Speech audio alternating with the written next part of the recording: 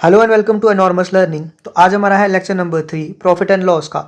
Last lecture में जो मैंने आपको पढ़ाया था, मतलब लास्ट कंसेप्ट जो था, थोड़ा सा मैंने आपको डिस्काउंट के बारे में चीज़ें बताई थी। डिस्काउंट एमपी, उसका कैसे लिंक होता है आपस में, डिस्काउंट किस पे मिलता है, डिस्काउंट परसेंटेज होगा तो क्या होगा, उस तरीके से मैंने बताया था। आज का जो हमारा कंसेप्ट रहेगा थोड़ा सा आपका रहेगा कि जैसे मैंने आपको लास्ट टाइम भी बोला था कि समर सीजन एंड होता है जैसे, तो एक सेल लगना स्टार्ट हो जाती है। अब सेल में जब भी आप जाते हो लेने, तो आपको वो दो तरह का सेल दिखती है। एक सेल आपको दिखती है बाय वन, सॉरी बाय, या फिर ऐसा लिखता है buy two get one free. ठीक है, आपको सेल एक तो इस तरह से दिखती है, एक आपको सेल इस तरह से दिखता है फ्लैट 40% ऑफ दिखता है। तो ये दो तरह की आपकी सेल होती है। ठीक है, एक में क्या होता है कि एक कपड़ा आपने लिया, उसके बाद वो बोल रहा है कि दीदी आप अगर एक कपड़ा लोगे तो आपको 10% मिलेगा, लेकिन अगर आप दो कपड़े लेते हो तो आपको 15% डिस्काउंट मिलता है, या फिर अगर दो कपड़े लेते हो तो आपको 25% डिस्काउंट मिलेगा। ठीक है, एक कपड़े पे आपको 10% मिल रहा है, दो कपड़ों पे आपको कितना मिलेगा, 25%। एक डिस्काउंट हमारा ऐसा होता है, एक होता है फ्लैट 40% ऑफ, मतलब अगर पहला कपड़ा खरीद रहे हो तब भी आपको 40% मिलेगा, दूसरा कपड़ा खरीद रहे हो तब भी आपको 40% मिलेगा।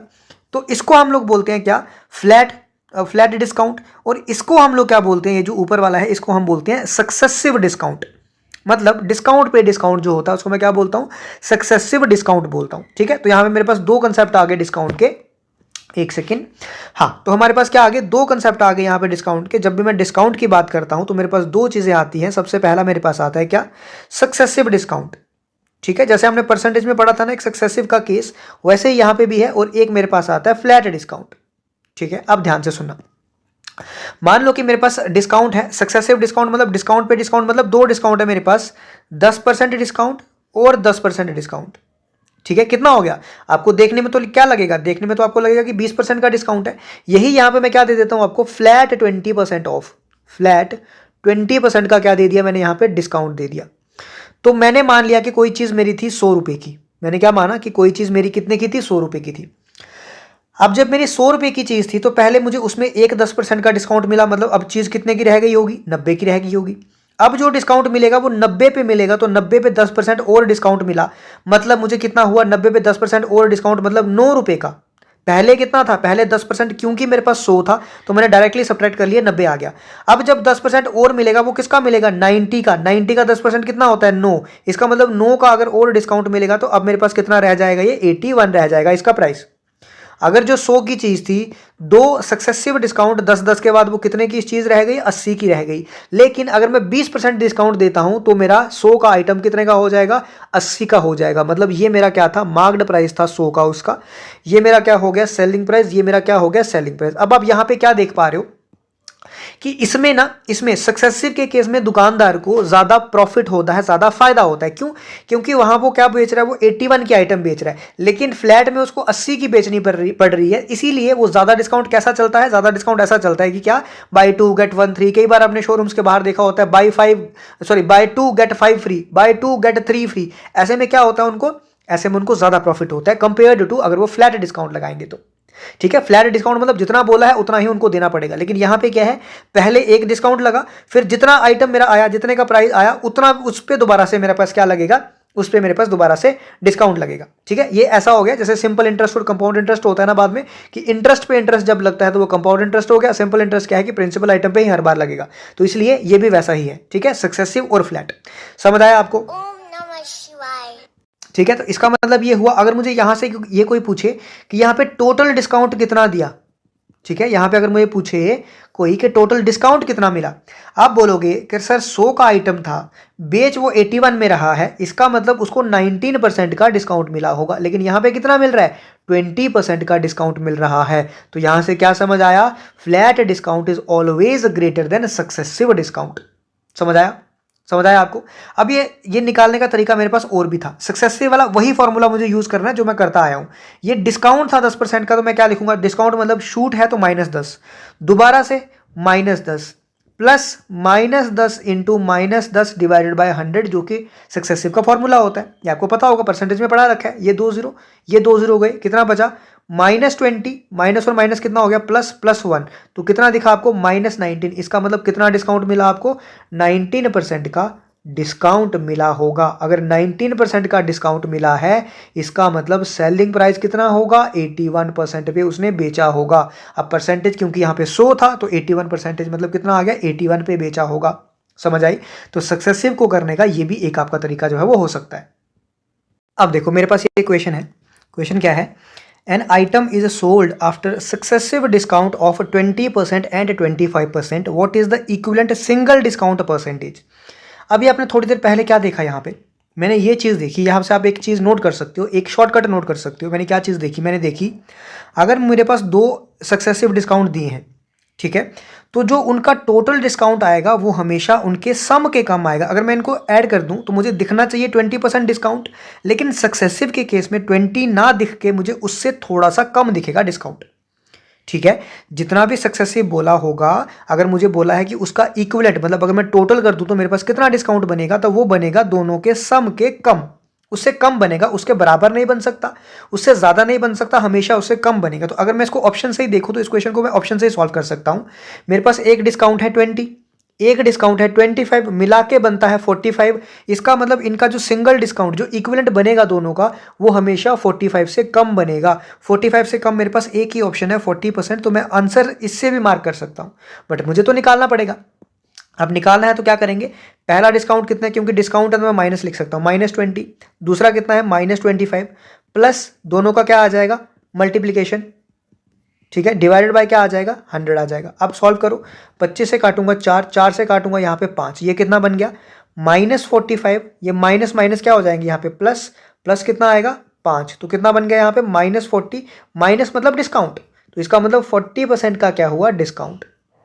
ठीक है, अगर आपको 2 डिस्काउंट दिए हैं, 3 डिस्काउंट दिए हैं, तब भी आप क्या कर सकते हो, आपको एक इक्विवेलेंट निकालना है तो आप इस तरीके से निकाल सकते हो। ठीक है, ये आपका एक क्वेश्चन बन गया। नेक्स्ट क्वेश्चन देखो, नेक्स्ट क्वेश्चन क्या बोल रहा है, the selling price of an article after 2 successive discounts of 20% each on it's marked price is 16,000। इसका मतलब ये जो हमें दे रखा है, ये दे रखा है क्या, सेलिंग प्राइस कितने डिस्काउंट्स के बाद, 2 सक्सेसिव डिस्काउंट दिए हैं 20-20% की। तो अभी मैंने आपको बताया कि 2 सक्सेसिव डिस्काउंट्स अगर 20-20% के हों तो मेरे पास कितना आता है, मैं चेक करके देख लेता हूं। तो मेरे पास आया -20, आगे क्या लिखूंगा, प्लस दोनों की मल्टीप्लीकेशन, -20 डिवाइडेड बाय 100। अब ये 2 0 से ये 2 0 गए, यहां से कितना आएगा, -40 + 4, तो ये कितना आएगा मेरे पास -36। मतलब मेरे पास टोटल परसेंटेज कितना, डिस्काउंट कितना आएगा, टोटल डिस्काउंट की अगर मैं बात करूं, टोटल डिस्काउंट मेरे पास आ गया 36% का। क्या आ गया, 36% का मेरे पास क्या आ गया, डिस्काउंट आ गया।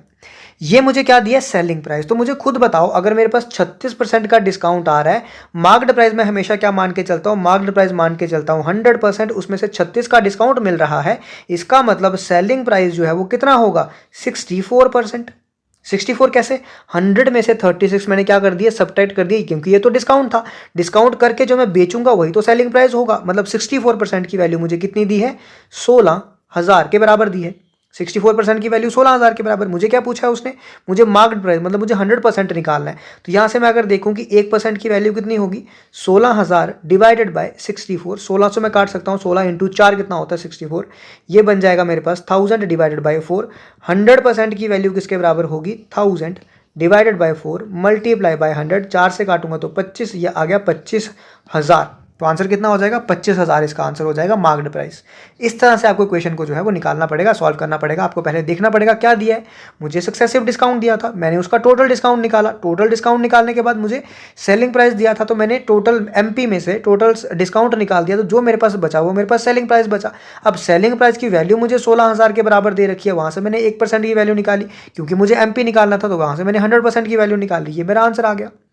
ठीक है, समझ आया। अब आप जितना इनको फॉर्मूले से करोगे उतना ज़्यादा आपके ये क्वेश्चन मुश्किल होते जाएंगे। ठीक है, तो मैंने आपको कंसेप्ट बता दी है, क्वेश्चन अब आप इस पे जितने मर्जी कर सकते हो। एक क्वेश्चन मैं आपको और बताता हूँ। आप देखो, ये भी एक क्वेश्चन है आपका, इसमें क्या दिया है आपको, the price of the scooter increase successively by 10%, 15% and 5%, sorry, what is the total percentage increase in the price of scooter. ये इक्वेशन आपका परसेंटेज में भी से हो सकता है, ये क्वेश्चन आपका इसमें से भी बन सकता है। मुझे टोटल परसेंटेज इंक्रीज बोला है, मुझे 3 यहाँ पे दिया है, मुझे 2 का फॉर्मूला तो पता है सर, मुझे 3 का फॉर्मूला नहीं पता, तो मैंने बोला क्या कर लो, आप क्या कर सकते हो, आप क्या कर सकते हो, पहले दो को, किसी दो को, या तो आप इन दोनों को मतलब कैलकुलेट कर लो पहले, या तो अगर आप चाहते हो तो पहले और तीसरे को पहले कैलकुलेट कर लो, या तो आप चाहते हो तो पहले और दूसरे को पहले कैलकुलेट कर लो। ऐसे कैलकुलेट कर लोगे फिर जो आएगा उसका तीसरे के साथ कैलकुलेट कर सकते हो। ये आपके पास एक तरीका हो सकता है। समझ आए क्या बोला मैंने? या तो आप पहले और दूसरे को पहले करो, जो इनका रिजल्ट आएगा सक्सेसिव करके उसको किसके साथ कर देना, तीसरे के साथ। या तो आप पहले और तीसरे को एक साथ कर दो, इसका जो रिजल्ट आएगा उसको किसके साथ कर देना, दूसरे के साथ। या तो आप पहले या तो आप दूसरे और तीसरे को पहले एक साथ कर लो, इसका जो रिजल्ट आएगा उसका सक्सेसिव किसके साथ कर देना, पहले के साथ कर देना। रिजल्ट आपका तीनों केसेस में सेम आएगा। ऐसा आपको नहीं करना तो आपके पास एक तरीका और होता है कि आप मतलब मान के चलो जितना इनका एलसीएम है ना, ठीक है, जितना इनका एलसीएम है उतना मान के चलो कि मेरे पास पहले प्राइस कितना था उतना था। ठीक है, क्या मान के चलो कि मेरे पास पहले प्राइस कितना था उतना था। मान लो ये 15, 5 और 10 की अगर मैं बात करूं तो अगर मैं एलसीएम निकालूं 5, 15 और 10, ठीक है, तो 5 से करता हूँ, 5 से जाऊँगा 5, 3 और 2, उसके बाद 2 और 3 मेरे पास और आएगा, 2 से काटूंगा तो ये तो जाएगा और 3 से एक और आएगा। ठीक है, ऐसा आएगा। 5 इंटू 2 10, 10 इंटू 3 कितना हो गया, 30। तो मैं मान के चलता हूँ कि 300 मेरे पास क्या है, पहले प्राइस है। क्या मानता हूँ कि पहले मेरे पास 300 प्राइस है। आप 100 भी मान सकते हो, ऐसा कोई इशू नहीं है कि मैंने 300 माना कि आपको भी 300 माना है, नहीं। आप 100 लेके चलो कोई इशू नहीं है, आप 200 लेके चलो कोई इशू नहीं है, आप 1000 लेके चलो कोई इशू नहीं है, कुछ भी लेके चलो कोई इशू नहीं होगा। हाँ, थोड़ी कैलकुलेशन में थोड़ी सी प्रॉब्लम मतलब बढ़ जाएगी, जितनी टफ लेना चाहोगे उतनी टफ कैलकुलेशन होती जाएगी, बट आएगा ऐसे ही। अब क्या हो रहा है, 10% से इंक्रीज, फिर 5% से इंक्रीज, फिर 15% से इंक्रीज। मैंने 300 माना था, 10% से इंक्रीज मतलब 110 डिवाइडेड बाई 100, 15% से इंक्रीज मतलब 115 डिवाइडेड बाई 100, फिर 5% से इंक्रीज मतलब 105 डिवाइडेड बाई 100। ऐसा कर सकते थे, ऐसा नहीं करना। और लिख देता हूँ, आप लोग 100 मान के चलो, 100 था, 100 से ज़्यादा ईजी रहेगा यहाँ पे। 110 हो गया, फिर 5% इंक्रीज था 105 हो गया, फिर 15% इंक्रीज था 115 हो गया। इस तरीके से हो गया 1 2 3 0 1 2 3 0, ये गए। आपके पास कितना बचा, 11 इंटू 105 इंटू 115 डिवाइडेड बाय 1000 बचा। बस आप इसको मल्टीप्लाई करना है, जो भी आपका आंसर आएगा इतने परसेंट आपका इंक्रीज हो जाएगा। आई थिंक इसका आंसर जो है वो ए पार्ट है। आप लोग करके ये मुझे होमवर्क दे सकते हो, पार्ट मैंने बता दिया, करना भी बता दिया आपको कि आप इस तरीके से भी कर सकते हो, आप चाहो तो वैसा भी ले सकते हो, आप चाहो तो ऐसा भी ले सकते हो, आप चाहो तो कोई और वैल्यू भी ले सकते हो। डिपेंड्स कि आपकी कैलकुलेशन जो है वो किससे आसान होती है। ये आपको पता कैसे चलेगा, जितने आप क्वेश्चन ज़्यादा सॉल्व करोगे उतना आपको पता चलता जाएगा कि मेरी कैलकुलेशन किससे आसान होने वाली है। ठीक है, तो आई होप आपको ये भी सक्सेसफुल वाला केस भी जो है वो समझ आया होगा। अब मैं आपको लेके चलता हूं, जो मोस्ट इंपॉर्टेंट कंसेप्ट आता है प्रॉफिट एंड लॉस में, वो आता है डिसऑनेस्ट शॉपकीपर का।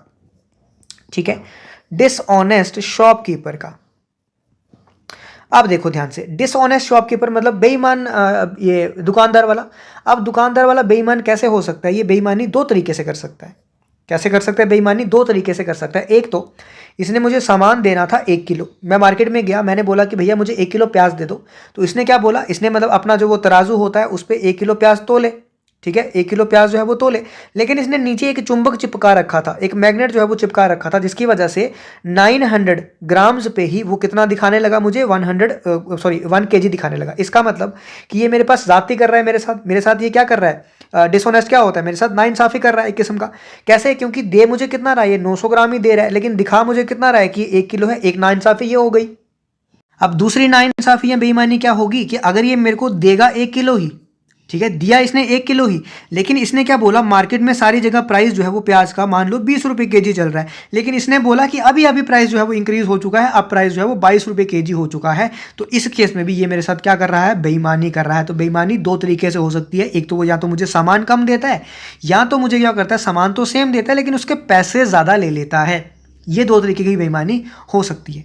ठीक है, समझ आया आपको? अब देखो इसके क्वेश्चन जो है वो किस तरीके से बनते हैं, क्या आता है, कैसे सॉल्व करना है। देखो अब देखो, एक क्वेश्चन पे ध्यान देना, आपको धीरे धीरे सारे जितने क्वेश्चन बनते होंगे इस पे आपको सारे समझ आने लगेंगे, लेकिन आप एक क्वेश्चन पे ध्यान देना। हम लोग इसको बहुत ज़्यादा मतलब एक्स वाले मेथड से या फिर बहुत ज़्यादा लेंदी मेथड से नहीं करेंगे। मैं सिर्फ आपके 2 मिनट लूंगा और क्वेश्चन निपटा दूंगा। देखो, अ डिसऑनेस्ट डीलर है एक, uses a scale of 90 centimetre instead of a metre scale. मतलब वो कितना स्केल यूज कर रहा है, 90 सेंटीमीटर का स्केल यूज कर रहा है। करना कितना चाहिए था उसको, 100 सेंटीमीटर। मतलब करना उसको instead of a metre scale, करना उसको मीटर स्केल चाहिए था, मीटर मतलब 100 सेंटीमीटर, करना उसको 100 सेंटीमीटर का चाहिए था, लेकिन कर कितना रहा है वो 90 सेंटीमीटर का। ये वही बात होगी क्या कि उसको देने कितनी चाहिए थी चीज़, देनी चाहिए थी उसको 1 केजी या फिर देनी चाहिए थी उसको 100 मीटर, लेकिन दे कितना रहा है वो 90 मीटर दे रहा है। तो ये कर रहा है हमारे साथ बेईमानी कर रहा है, बिल्कुल कर रहा है। उसके बाद आगे क्या बोल रहा है वो, and claims to sell at cost price, लेकिन वो ये कह रहा है, ये क्लेम कर रहा है कि मैं उसको कॉस्ट प्राइस पे ही बेच रहा हूं। तो ऐसे इक्वेशंस में हमेशा क्या करना है आपको, एक तरफ आपको कॉस्ट प्राइस लिख लेना है, एक तरफ आपको सेलिंग प्राइस लिख लेना है। अब पहले वो बोल क्या रहा है, वो क्लेम क्या कर रहा है कि मैं जो बेच रहा हूं वो कॉस्ट प्राइस पे ही बेच रहा हूं। क्या बोल रहा है कि जो मैं बेच रहा हूं वो मैं कॉस्ट प्राइस पे बेच रहा हूं, मतलब कि मैं 100 की चीज अगर लेके आया था तो 100 की ही बेच रहा हूं, वो ऐसा कह रहा है। ठीक है, वो क्या कह रहा है कि अगर मैं 100 की चीज लेके आया था होलसेलर से खुद, तो मैं उतने की ही चीज क्या कर रहा हूं, उतने की भी बेच भी उतने की ही रहा हूं। लेकिन कर क्या रहा है वो, 90 सेंटीमीटर दे रहा है, मतलब वो दे कितना रहा है, 90 सेंटीमीटर, और लोगों को क्या बता रहा है, मैं कितना दे रहा हूं, 100 सेंटीमीटर। क्या बोला, ध्यान से सुनना, गलती से भी आपने 90 यहां लिख दिया, 100 यहां लिख दिया, क्वेश्चन सारा का सारा गलत हो जाएगा, प्रॉफिट की जगह लॉस हो जाएगा। क्वेश्चन में प्रॉफिट है, आपको लॉस होने लगेगा। तो ये ध्यान से सुनना कि वो कितना बेच रहा है, 90, लेकिन लोगों को कितना बोल रहा है कि मैं 100 बेच रहा हूं, मतलब बेचना उसको चाहिए था कितना, 100, लेकिन लोगों को कितना दे रहा है, 2। असल में वो कितना बेच रहा है, 90 सेंटीमीटर बेच रहा है, लेकिन बेचना कितना चाहिए था उसको, 100 बेचना चाहिए था। तो ये लिख लिया आपने दोनों, ये दोनों चीजें लिख लिया आपने, तो इसका मतलब बस आपका क्वेश्चन सॉल्व हो चुका है। अब आप उनको मल्टीप्लाई कर सकते हो, मल्टीप्लाई करूंगा 90 मल्टीप्लाई बाई 100, यहाँ पे क्या लिखूंगा, 100 मल्टीप्लाई बाई 100। अब ये रेशो लेनी है मुझे सीपी और एसपी की, इस तरफ जो भी आया मेरे पास वो क्या होगा, सीपी, इस तरफ जो भी आया वो क्या होगा, एसपी, क्योंकि ये 100 और 100 यहाँ पे सेम है तो कट जाएंगे। सिमिलरली ये 0 और 0 यहाँ पे कट जाएंगे, तो मेरे पास सीपी कितना आ गया 9, मेरे पास एसपी कितना आ गया 10। तो मुझे बताओ सीपी ज़्यादा है कि एसपी ज़्यादा है, एसपी ज़्यादा है, तो मतलब मुझे क्या हुआ होगा, प्रॉफिट। तो अगर मुझे प्रॉफिट परसेंटेज निकालनी है तो ऊपर क्या होता है, डिफरेंस, दोनों में कितने का डिफरेंस है, 1, डिवाइडेड बाई नीचे कितना होता है, CP divided by 9 multiply by 100। अब 1/9 आपको पता है, याद है आपको किसके बराबर होता है, या तो आप लिख सकते हो 11 1/9, और आप लिख सकते हो 11.11%, जो कि ऑप्शन नंबर आएगा आपका सी पार्ट। समझ आई आपको? तो आपको कैसे लिखना है, क्या लिखना है, वो आपको दोनों चीजें समझ जो है वो आनी चाहिए। ठीक है, अब समझ आ गया। अब एक क्वेश्चन मैं आपको और कराता हूं ऐसा ही। अब देखो सिमिलर क्वेश्चन मैंने यहां पे लिखा, a dishonest dealer professes to sell his goods at cost price. तो सबसे पहले मुझे क्या लिखना है, यहाँ पे सीपी लिखना है, यहाँ पे एसपी लिखना है। अब वो क्या कह रहा है, जो डिसऑनेस्ट डीलर है वो मुझे कह रहा है कि वो गुड्स जो है अपने किस प्राइस पे बेच रहा है, कॉस्ट प्राइस पे ही बेच रहा है, ऐसा वो कह रहा है हमें। मतलब वो ये कह रहा है कि अगर वो 100 का लाया है तो 100 का ही बेच रहा है, ऐसा कह रहा है। बट ये हमेशा जरूरी नहीं है कि ऐसा कह रहा होगा। जो मैंने ऊपर क्वेश्चन कराया उसमें से भी वो ऐसा बोल रहा है, क्लेम कर रहा है, प्रोफेस कर रहा है, लेकिन ये जरूरी नहीं है। ये क्वेश्चन उस तरह का है कि इसमें वो ऐसा बोल रहा है लेकिन जरूरी नहीं है। आगे मैं क्वेश्चन आपको और भी कराऊंगा जिसमें ऐसा जरूरी नहीं होगा। तो इतना समझ आया कि वो बोल रहा है कि वो जितने का ला रहा है 100 का, उतने का ही बेच रहा है 100 का, ठीक है। बट वो क्या कर रहा है, वो 960 ग्राम यूज कर रहा है 1 केजी के लिए। मतलब वो असल में दे कितना रहा है लोगों को, 960 ग्राम दे रहा है। देना उसको कितना चाहिए था, 1000 ग्राम्स, मतलब 1 केजी देना चाहिए था। अगर आप यहाँ पे ग्राम्स यूज कर रहे हो तो यहाँ पे भी ग्राम्स यूज करना है, अगर यहाँ पे केजी यूज कर रहे हो तो यहाँ पे भी केजी यूज करना है। ये देख लेना, यूनिट अलग नहीं होना चाहिए। ऐसा नहीं करना है कि आपको यहाँ पे 960 ग्राम्स लिख लेता हूँ, यहाँ पे 1 केजी लिख लेता हूँ, ऐसा नहीं चलेगा। तो दोनों जगह आपको क्या लिखना पड़ेगा, सेम यूनिट लिखना पड़ेगा। मतलब वो दे कितना है, असल में 960 दे रहा है, देना कितना चाहिए था उसको, 1000 ग्राम, सॉरी 1 केजी देना चाहिए था। अब मुझे क्या करना है, इन दोनों को मल्टीप्लाई करना है। अब मुझे यहाँ पे दिख रहा है पहले ही कि 100 और 100 है, क्योंकि मुझे रेशो होती है बीच में, तो ये कट जाएगा। यहाँ से 1 0 1 0 ये भी कट जाएगा, तो सीपी मेरे पास आएगा 96, एसपी मेरे पास आएगा कितना, 100। तो मुझे बताओ जरा कितना प्रॉफिट हुआ, मेरे पास 4 का प्रॉफिट होगा। क्या होगा, अगर मैं यहां से लिखूं प्रॉफिट परसेंटेज, तो कितने का प्रॉफिट हुआ, 4 का, डिवाइडेड बाय सीपी होता है, मतलब डिवाइडेड बाय 96, मल्टीप्लाई बाय कितना हो गया, 100। 4 से काटूंगा तो 4 × 2 8, 4 × 4 कितने होते हैं, 16। 16 अगर मैं 4 से दोबारा काटूं तो 4 × 6 4 × 25, तो ये कितना बन गया, 25 डिवाइडेड बाय 6 बन गया। तो इसको मैं लिख सकता हूं 4 1/6%। ठीक है, ये मेरा आंसर होगा। आंसर कुछ भी आए, मुझे आंसर से मतलब नहीं है फिलहाल, लेकिन मुझे आपको कंसेप्ट समझाना था। आई होप आपको कंसेप्ट जो है थोड़ा बहुत समझ आया होगा, ज़्यादा नहीं। अभी थोड़े कम्प्लेक्स क्वेश्चन भी हमको करने हैं, ज़्यादा नहीं बट थोड़ा समझ आया होगा। क्या समझ आया, यहाँ पे मैं पहले लिखता हूँ कि वो बोल क्या रहा है, वो कितना उसको देना था, कितना वो दे रहा है, क्या बोल रहा है वो, किस प्राइस पे मैं बेच रहा हूँ, कितनी क्वांटिटी उसको, कितनी क्वांटिटी वो दे रहा है, देनी कितनी चाहिए थी, और ओवरऑल उसको क्या हो रहा है। यहाँ पे क्या आता है मेरे पास, यहाँ पे आता है कि गेन हो रहा है कि लॉस हो रहा है, ओवरऑल। यहाँ पे ध्यान देना, यहाँ पे मैं क्या लिखता हूँ, यहाँ पे मैं लिखता हूँ ओवरऑल सीपी एंड एसपी। इसी से हमको पता चलता है, यहाँ पे लिख देता हूँ, इसी से पता चलता है ओवरऑल गेन है और लॉस है। ठीक है, यहाँ पे जो आता है मेरे पास नीचे, इसी से मुझे पता चलता है कि ओवरऑल मेरे पास गेन हो रहा है कि लॉस हो रहा है। कई बार क्वेश्चन में आपको पता क्या दे दिया होगा, आपको क्वेश्चन में दे दिया होगा कि ओवरऑल उसको गेन हो रहा है, तो ओवरऑल गेन हो रहा है अगर बोल दिया होगा कि ओवरऑल 10% का गेन हो रहा है। कई बार क्वेश्चन में एग्जाम्पल आपको दे दिया होगा कि ओवरऑल आपके पास 10% का क्या हो रहा है, गेन, तो आप क्या लिखोगे यहाँ पे, तो जो लिखते हो दो वो तो लिखोगे ही लिखोगे, लेकिन ओवरऑल 10 का गेन है, 10% मतलब 10/100, इसका मतलब अगर CP 100 है तो SP कितना हो जाएगा 110। फिर आपको ओवरऑल वाली क्वांटिटी दी होगी क्वेश्चन में, अगर ऐसा बोला है इसका मतलब ओवरऑल वाली क्वांटिटी दी है, फिर यहाँ पे उसने कोई एक क्वांटिटी मिसिंग रखी होगी, इन चारों में से ना कोई एक क्वांटिटी मिसिंग रखी होगी जो आपको निकालनी पड़ेगी। समझ आया आपको क्या बोला? नहीं समझ आया, क्वेश्चन कराता हूं ना अभी। देखिए जरा, अब वाला जो क्वेश्चन है वो थोड़ा सा डिफरेंट है, लेकिन आपको समझ आ जाएगा जो मैंने समझाया। सबसे पहले जैसे ही आप मतलब ऐसा क्वेश्चन देखो डिसऑनेस्ट वाला, क्या लिख दो, यहाँ पे CP लिख लो, यहाँ पे SP ले लो। पहला पॉइंट क्या है, a fruit seller professes to sell his fruits at cost price. तो यहाँ पे भी वही दिया हुआ है कि वो ऐसा कह रहा है कि मैं 100 की चीज़ लाया हूँ और 100 में ही बेच रहा हूँ। क्या वो क्या कह रहा है, मैं 100 की चीज़ लाया हूँ और मैं 100 में ही बेच रहा हूँ। उसके बाद बोल रहा है but still gains 25% on his outlay, मतलब वो टोटल ओवरऑल क्या कर रहा है, 25% गेन कर रहा है। अब हमें ये वाली आइटम ना देते हुए मुझे कितनी दे रखी है कि वो 25% का गेन कर रहा है। 25% मतलब कितना होता है, या तो मैं 25/100 लिखूं तब भी चलेगा, मतलब अगर पहले 100 है तो 25 से इंक्रीज हो गए 125 हो जाएगा तब भी चलेगा। या तो मैं 25/100 को क्या लिख सकता हूं, 25/100 को अगर मैं 1/4 लिखूं तो अगर पहले 4 था अब 1 से इंक्रीज हो गया अब 5 हो गया, ये भी लिख सकता हूं। तो मैं क्या करता हूं 4/5 ही लिखता हूं कि पहले 4 था अब 5 हो गया। ये मुझे कैसे पता चला, ये 25% से आया। मैं यहाँ पे थोड़ा सा एरो डाल के लिख लेता हूँ कि ये 25% इंक्रीज हो रहा है ना, गेन हो रहा है, इसका मतलब पहले 4 था बाद में कितना हो गया 5। अब मुझे वो बोल रहा है, यहाँ पे मैं क्या लिखता था, यहाँ पे मैं वेट लिखता था ना, हर क्वेश्चन में मैंने क्या लिखा, यहाँ पे कहाँ गया, यहाँ पे मैंने क्या लिखा कि दे कितना रहा है 960, देना कितना चाहिए था 1000, दे कितना रहा है 90, देना कितना चाहिए था 100। सिमिलरली यहाँ पे वो मुझे क्या पूछ रहा है, यहाँ पे वो मुझे पूछ रहा है what weight does he substitutes for a kilogram, मतलब देना उसको कितना था 1000 ग्राम देना था, वो कितना वेट उसकी जगह दे रहा है, मतलब 1 किलोग्राम की जगह वो कितना वेट दे रहा है, कितना वेट सब्सटीट्यूट कर रहा है। मैं मान लेता हूँ X कर रहा है, क्योंकि मुझे तो नहीं पता ये चीज़ का, मुझे X मान लेता हूँ। अब आपको पता है कि मैं क्या करता था, इन दोनों को मल्टीप्लाई करता था तो ये आता था, तो ये तो यहाँ से कट रहे हैं मतलब 100 और 100। ठीक है, अब इन दोनों की जो रेशो है, ये क्या है CP, ये क्या है SP, इन दोनों की रेशो जो है वो यही तो होगी इन इस रेशो के बराबर। तो मैं क्या क्या लिखूंगा यहाँ से, X डिवाइडेड बाई 1000, ये अलग कर देता हूँ, ये अलग चीज़ है।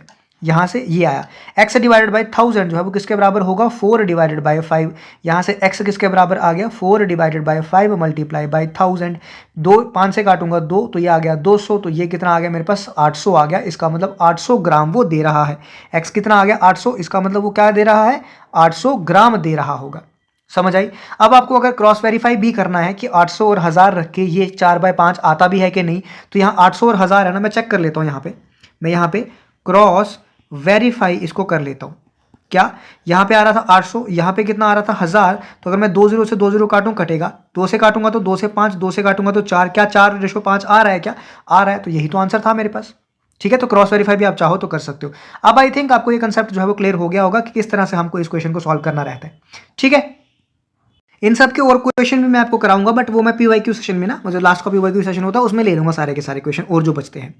अब हमारे पास नेक्स्ट कंसेप्ट इसमें बचता है एक पार्टनरशिप का। ठीक है, एक क्वेश्चन आपको मतलब पूछा ही जाता है कहीं ना कहीं किसी ना किसी एग्जाम में आपको एक क्वेश्चन पूछा ही जाएगा। तो पार्टनरशिप में क्या होता है, ध्यान से सुनना है इसको भी, 5 मिनट का कंसेप्ट होगा, उसके बाद आपका फ्री हो जाएगा, लेक्चर खत्म हो जाएगा, आप आराम से जा सकते हो।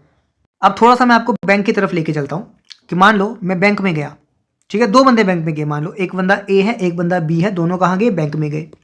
ए बेचारा थोड़ा सा गरीब आदमी था, ए बेचारे ने 2000 ही वहां पे क्या किया सबमिट कराया, मतलब 2000 बैंक में जमा कराया। लेकिन बी बेचारा थोड़ा सा अमीर आदमी था, थोड़ा अमीर था, तो उसने क्या किया वहां पे 5000 जमा करा दिया। ये इनकी क्या हुई, ये इनकी हुई इन्वेस्टमेंट। क्या हुई, इन्वेस्टमेंट जो उन्होंने वहां पे जमा कराया। ठीक है, उसके बाद कुछ टाइम के लिए कराया होगा, हो सकता है ए ने 1 साल के लिए कराया हो सकता है बी ने 2 साल के लिए कराया हो, ये मुझे नहीं पता, बट मैं मान के चलता हूं कि इसने भी 1 साल के लिए कराया है। ठीक है, अब ये क्या हुआ, इसका टाइम हुआ। अब 1 साल के बाद इन्होंने कराया क्यों था जमा, इन्होंने क्यों जमा कराया था बैंक में, इनको क्या मतलब क्या लाभ था उससे, प्रॉफिट होना था ना कुछ प्रॉफिट कुछ ना कुछ होना था। तो कितना जमा कराया है, कितने साल के लिए कराया है, उसको जब मैं मल्टीप्लाई करता हूं इन्वेस्टमेंट इनटू टाइम, वो मेरे पास क्या आता है वो मेरे पास आता है प्रॉफिट। तो प्रॉफिट मेरे पास कितना बन जाएगा 2000, कितने साल के लिए था 1 साल के लिए। यहाँ पे प्रॉफिट कितना बन जाएगा 5000, कितने साल के लिए था 1 साल के लिए। तो यहाँ से आपने क्या देखा, यहाँ से आपने ये देखा जिसकी इन्वेस्टमेंट कम है उसका प्रॉफिट भी क्या होगा, कम होगा। जिसकी इन्वेस्टमेंट ज़्यादा है उसका प्रॉफिट भी क्या होगा, ज़्यादा होगा। लेकिन टाइम सेम होना चाहिए तभी, ठीक है। ऐसा नहीं कि इसका टाइम अगर मैं मान लूँ कि 4 साल है, ठीक है, अगर मैं मान लूँ इसका टाइम 4 साल है तो इसका तो प्रॉफिट 8000 हो जाएगा। फिर तो आप बोलोगे सर इसका प्रॉफिट ज़्यादा हो गया। ये तब नहीं बोल रहा हूँ मैं, तब बोल रहा हूँ जब टाइम क्या होगा, दोनों का सेम होगा। जब टाइम सेम है तो जितनी इन्वेस्टमेंट होगी उतना ही आपका क्या होगा, प्रॉफिट होगा। या फिर मैं ऐसा बोल सकता हूँ कि अगर मैं इसको काटूँ यहाँ से 3 0 काटूंगा तो क्या बचेगा मेरे पास यहाँ पे, और 2:5 भी इसको लिख सकता हूँ। अगर मैं 3 0 काट दूं तो यहाँ से भी अगर मैं 3 0 काट दूं तो मेरे पास क्या आएगा, 2:5 ही आएगा। इसका मतलब मैं बोल सकता हूँ जितनी इन्वेस्टमेंट की रेशो होगी उतनी ही प्रॉफिट की रेशो होगी, अगर टाइम मेरे पास सेम है। लिख दूं क्या यहाँ पे लिख देता हूँ कि इन्वेस्टमेंट की रेशो इक्वल्स टू प्रॉफिट की रेशो। लेकिन कंडीशन क्या है, यहां पे लिख देता हूं, कंडीशन क्या है, time must be same. Time कितना होना चाहिए, टाइम हमारा सेम होना चाहिए। अगर ऐसा है इसका मतलब जितनी इन्वेस्टमेंट है उतना ही प्रॉफिट होगा। इतना समझ आ गया आपको, इतना समझ आ गया तो बस क्या बचा, हमारा क्वेश्चन खत्म हो गया। अब देखो क्वेश्चन क्या आते हैं इसमें। जो पहला और बिल्कुल बेसिक टाइप का क्वेश्चन है ना, आजकल आता नहीं है वैसे ये, बट किसी एग्जाम में आ सकता है, कोई मतलब वो नहीं है। मुझे बोला जाता है रेशो, मुझे क्या बोला जाता है, रेशो ऑफ इन्वेस्टमेंट जो है दो लोगों की, investment of A and B, ratio of investment of, पूरा लिख लेता हूँ फिर आप बाद में बोलोगे कि समझ नहीं आया क्या लिखा है, इन्वेस्टमेंट, ठीक है। Ratio of investment of X and Y is 1:2, मतलब दो लोग हैं एक्स और वाई, उनकी इन्वेस्टमेंट जो है वो 1:2 है। And ratio of time is 4:5, time की रेशो कितनी है 4:5। तो बताओ प्रॉफिट की रेशो कितनी होगी। Then ratio of profit is, profit की रेशो जो है वो कितनी होगी। तो अभी मैंने आपको क्या बताया, प्रॉफिट क्या होता है, प्रॉफिट होता है इन्वेस्टमेंट इनटू टाइम। इन्वेस्टमेंट दो लोग थे, यहीं पे कर दूं क्या, यहीं पे कर देता हूं, एक्स था और वाई था। यहां पे आ गई इन्वेस्टमेंट, इन्वेस्टमेंट की रेशो कितनी थी 1:2, टाइम की रेशो कितनी थी 4:5। तो प्रॉफिट की रेशो कितनी हो जाएगी, दोनों का मल्टीप्लिकेशन मतलब 4 × 1 कितना हो गया 8, सॉरी 4 × 1 कितना हो गया 4, 5 × 2 कितना हो गया 10। तो आपके पास यहाँ पे काट भी सकते हो, 2 × 2 4, 2 × 5 10 हो गया। तो प्रॉफिट की रेशो कितनी होगी 2:5, क्या आ गया आपका प्रॉफिट आ गया।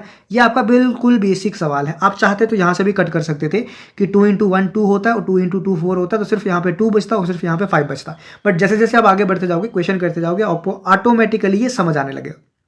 इतना समझ आया, ये था बिल्कुल बेसिक क्वेश्चन, ठीक है। अब थोड़ा सा हम इससे और ऊपर बढ़ते हैं। थोड़ा सा अगर मैं इससे और ऊपर बढ़ूंगा तो लास्ट में मेरे पास प्रॉफिट आ गया 2:5। अब मुझे क्या कर दिया होगा, प्रॉफिट गिवन होगा। मान लो कि लेट प्रॉफिट इज 700, ठीक है। मुझे मान लिया कि लेट मुझे प्रॉफिट कितना दिया 700, लेकिन मुझे यहाँ पे क्या गिवन है, मुझे यहाँ पे रेशो गिवन है। इसका मतलब ये जो 2 पार्ट और ये 5 पार्ट, मतलब 7 पार्ट की वैल्यू किसके बराबर हो जाएगी 700 के बराबर। यहाँ से एक रेशो की वैल्यू किसके बराबर हो जाएगी 100 के बराबर। जब एक की पता चल गई तो मुझे एक्स की रेशो भी पता चल जाएगी। एक्स की कितनी है 2 रेशो, तो 2 रेशो की वैल्यू 200 रुपये के बराबर हो जाएगी। 5 रेशो की वैल्यू 500 रुपये के बराबर हो जाएगी। अगर मुझे लास्ट में पूछा होगा कि एक्स की वो कितनी है, एक्स का प्रॉफिट कितना है, तो मैं क्या बोलूंगा, एक्स की 2 रेशो है तो 2 रेशो 200 के बराबर, मतलब एक्स का प्रॉफिट 200। वाई की 5 रेशो है, एक रेशो अगर 100 के बराबर है तो 5 रेशो 500 के बराबर, मतलब वाई का प्रॉफिट किसके बराबर हो जाएगा 500 के बराबर। तो ये एक टाइप ऑफ क्वेश्चन है जो आपका और पूछा जा सकता है जब आपको आगे क्या दिया हो, प्रॉफिट गिवन हो, ठीक है। समझ आ गया आपको। तो इस तरह से आपको एक क्वेश्चन जो है वो दिया हो सकता है। जरूरी नहीं कि आपको टोटल प्रॉफिट गिवन हो, आपको हो सकता है कि किसी एक का प्रॉफिट गिवन हो। सपोज कर लो इसी क्वेश्चन को मैं थोड़ा सा एक्सटेंड कर देता हूं, बार बार नया क्वेश्चन बनाने से अच्छा है कि एक ही क्वेश्चन को मैं ज्यादा एक्सटेंड कर दूं। प्रॉफिट सपोज मुझे यही गिवन है, प्रॉफिट 2:5 में आ गया। अब मुझे गिवन है if the profit of Y, if the profit of Y, और इसको लिखा होगा शेयर ऑफ वाई, ठीक है, share of Y in profit, जो वाई है उसका प्रॉफिट में हिस्सा कितना है वो मुझे दिया होगा, मान लो 1000 रुपये। क्या दिया होगा 1000 रुपये। अब मैं ये देखूंगा कि वाई का प्रॉफिट में हिस्सा कितना है, रेशो में 5 रेशो है, इसका मतलब 5 रेशो की वैल्यू कितनी होगी 1000 रुपया। एक रेशो की वैल्यू कितनी होगी यहाँ पे 200 रुपया। अब मुझे अगर इसका पूछा होगा तो 2 रेशो है, तो 2 रेशो की वैल्यू कितनी हो जाएगी 200 × 2, मतलब 400 रुपया। तो ये आपके 3 टाइप ऑफ क्वेश्चन है जो एक बेसिक क्वेश्चन से बनते हैं। पहले इन्वेस्टमेंट और टाइम की रेशो दी होगी, प्रॉफिट पूछा होगा। दूसरे में प्रॉफिट तो पूछा होगा, मतलब प्रॉफिट दिया भी होगा आपको टोटल, और आपको निकालना होगा किसी एक पर्टिकुलर इंसान का प्रॉफिट। तीसरे में किसी एक का प्रॉफिट आपको दिया होगा और आपको निकालना होगा दोनों का, या फिर टोटल प्रॉफिट निकालना होगा। कई बार हो सकता है कि ये दिया हो डिफरेंस ऑफ प्रॉफिट इज 300 रुपया, क्या दिया हो, डिफरेंस ऑफ प्रॉफिट। तो मतलब यहां पे मैं ऐसा लिख सकता हूं कि 3 की रेशो किसके बराबर दी होगी, 300 रुपया। इस तरह जो भी जितने भी पैसे दिए होंगे, डिफरेंस कितना है दोनों का, 300। अगर डिफरेंस बोला होगा तो इस चीज से मैं रिलेट करके एक की वैल्यू निकाल लूंगा। जब एक की निकाली तो बाकी मुझे फिर कुछ भी पूछा हो, मेरा मेन मकसद रहता है एक रेशो की वैल्यू निकालना। एक की निकालने के बाद मैं कुछ भी पूछ सकता हूं, कुछ भी निकाल सकता हूं। अब देखिए एक टाइप ऑफ क्वेश्चन यहाँ पे ऐसा बनता है, अभी तक जो हम क्वेश्चन कर रहे थे, जो हमने क्वेश्चन किया, जो भी बताया मैंने, उसमें टाइम मुझे टाइम की रेशो दे रखी थी, या फिर टाइम ऐसा होता है कि टोटल टाइम सेम रखा होता है, 1 साल होता है। लेकिन अभी जो क्वेश्चन आएंगे उसमें क्या होगा, टाइम जो है वो अलग अलग होगा। मतलब ए जो 3 लोग हैं ना, यहाँ पे ए स्टार्टेड अ बिजनेस, मतलब यहाँ पे ए है, फिर कुछ मंथ बाद उसको बी ज्वाइन कर रहा है, मतलब बी भी है, कुछ मंथ बाद उसको सी ज्वाइन कर रहा है, मतलब सी भी है। तो यहाँ पे मुझे देखना पड़ेगा कि ए कितनी देर काम कर रहा है, बी कितनी देर कर रहा है, सी कितनी देर कर रहा है। यहाँ पे मुझे इतना पता है अभी फिलहाल के लिए कि ए जो है वो 45,000 लेके आ रहा है, मतलब ए की इन्वेस्टमेंट जो है वो 45,000 है। कुछ मंथ्स बाद बी ज्वाइन कर रहा है, 60,000 लेके आ रहा है, तो बी की इन्वेस्टमेंट कितनी होगी, 60,000 होगी। कुछ मंथ बाद सी ज्वाइन कर रहा है, सी की इन्वेस्टमेंट कितनी है, 90,000, तो सी कितना लेके आ रहा होगा, 90,000। इसका मतलब इन्वेस्टमेंट वाला जो मेरे पास डेटा था उसको मैं यूज कर चुका। ठीक है, अब ध्यान से सुनना, ए ने बिजनेस स्टार्ट किया, ठीक है, 3 मंथ्स बाद उसको बी ज्वाइन कर रहा है, मतलब जितने मंथ भी ए ने काम किया होगा उससे 3 मंथ कम काम किसने किया होगा, सी ने।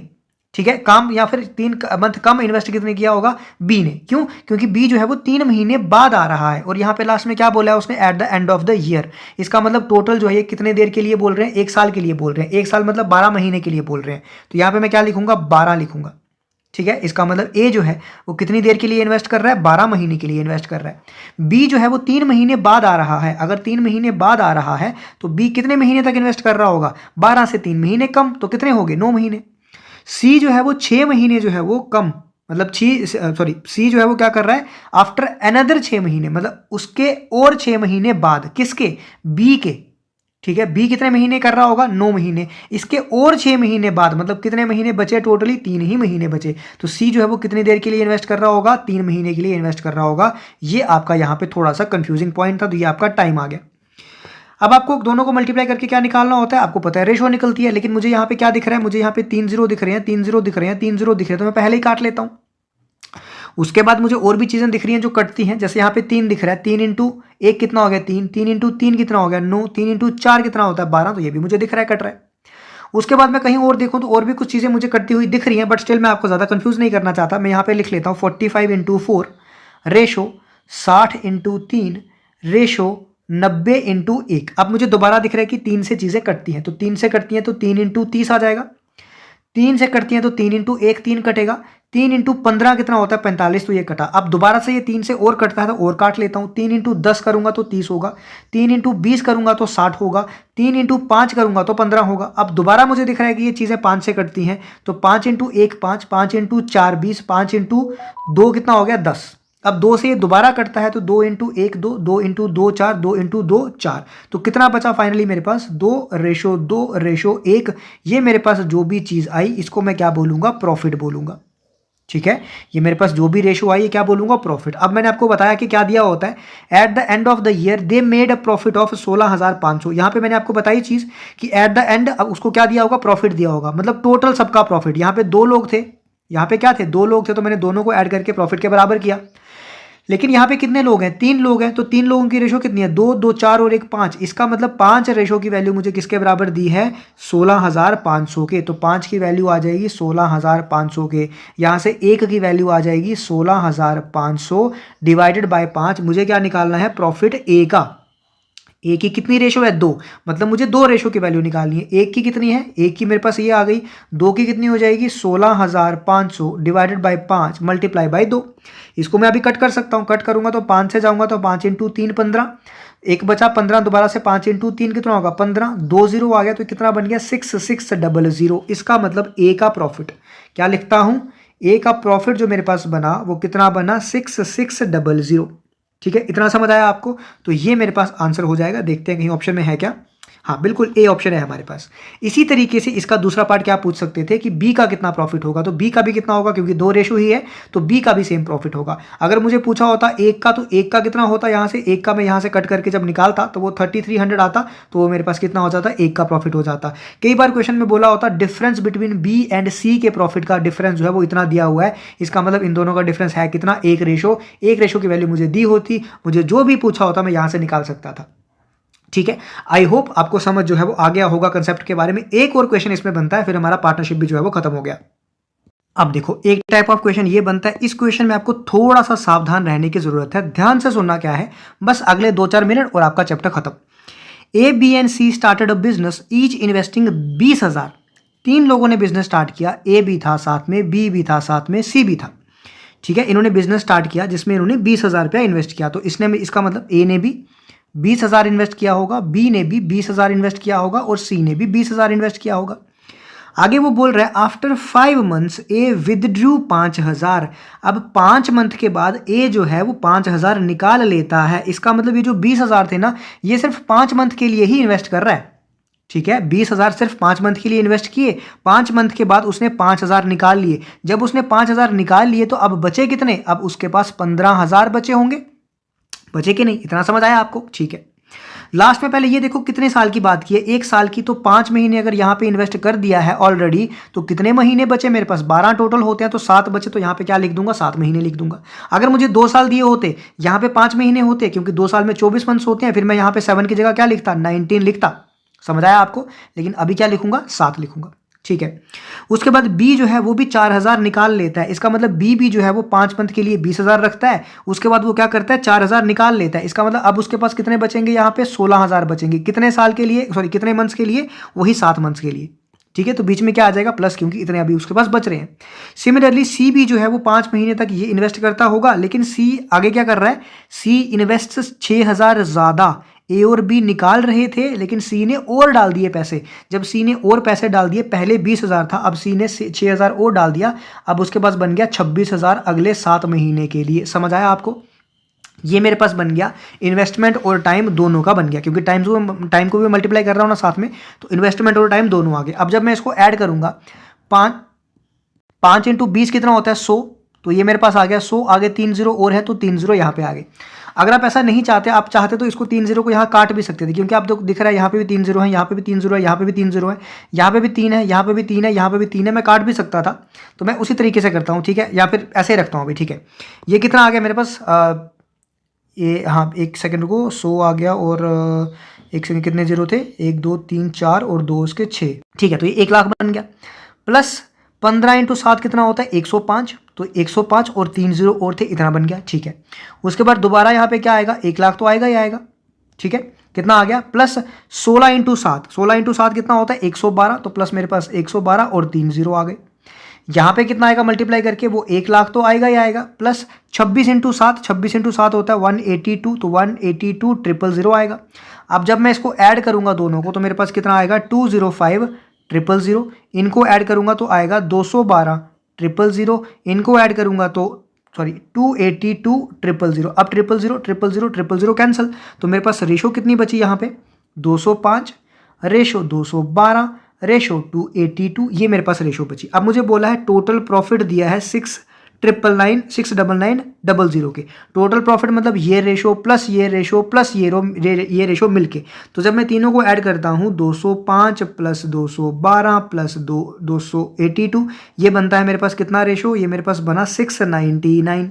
ये रेशो मुझे बराबर दी है 699,000 के। इसका मतलब यहाँ से मैं निकालूंगा एक रेशो जो है वो 699,000 डिवाइडेड बाय 699 काटूंगा तो 100 आ जाएगा। एक रेशो 100 के बराबर। मुझे पूछा है ए का शेयर, ए का शेयर मतलब ए का प्रॉफिट, ए की कितनी रेशो है 205, तो ए का शेयर कितना हो जाएगा 205,000, तो ये मेरे पास आ जाएगा ए का शेयर। अब मुझे बी का पूछा होता तो मेरे पास कितना आ जाता 212,000, 282,000, टोटल पूछा होता तो 69, ये टोटल तो दिया ही हुआ है, टोटल क्यों पूछा होता।